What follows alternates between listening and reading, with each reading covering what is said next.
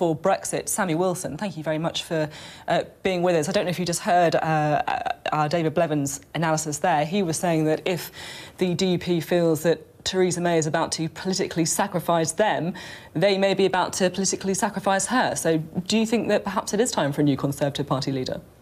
Well, it's not for us to decide who leads the Conservative Party, and we wouldn't be arrogant enough to suggest that the Conservatives should choose a new leader.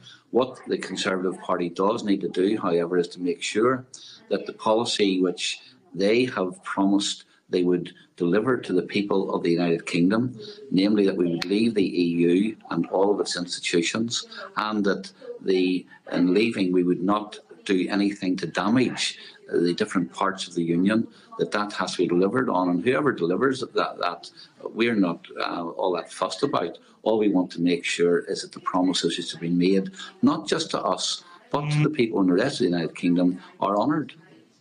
So let's talk about that promise then, because in Theresa May's letter to the DUP, she says, "I couldn't accept any circumstances or conditions in which the backstop to the backstop could come into force." Now, this, of course, is the EU's backstop, which could potentially draw that border down the Irish Sea. If she's saying that, why are you worried?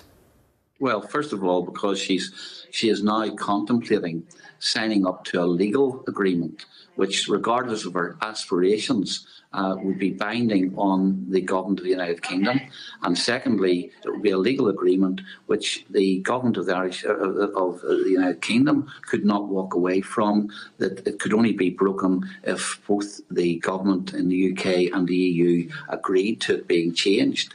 And we know what the EU's position on this is. The EU's position is that they need the backstop because they don't envisage any solution to the Irish border other than that Northern Ireland stay within the customs union and the single market, and indeed have refused to accept a whole range of options already put forward by the government. So the real concern that we have is if the government signs up to a legal agreement which they can't get out of, knowing that the EU will fully intend to hold them to that legal agreement and will impose on Northern Ireland arrangements which are not imposed on the rest of the United Kingdom.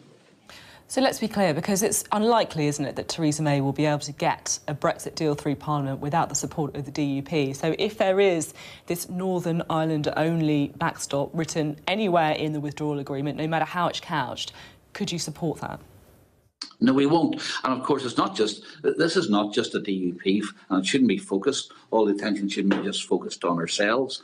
Because don't forget, the other things which are emerging now, and indeed emerged in the letter which the Prime Minister had sent to us, is that the UK as a whole would stay within the customs union, and that the decision as to when it could leave that customs union would be up to the EU as well as the UK government or some intermediary panel.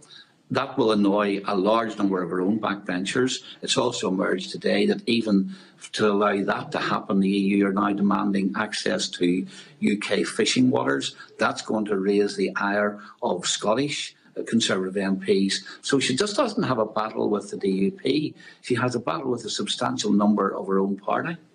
Well, with that in mind, do you think that a no deal is now inevitable? Well, if she continues down the road of bringing something forward which is unacceptable to a large part of her own party and to ourselves, then I think the inevitable consequence must be that it will be voted down in the House of Commons.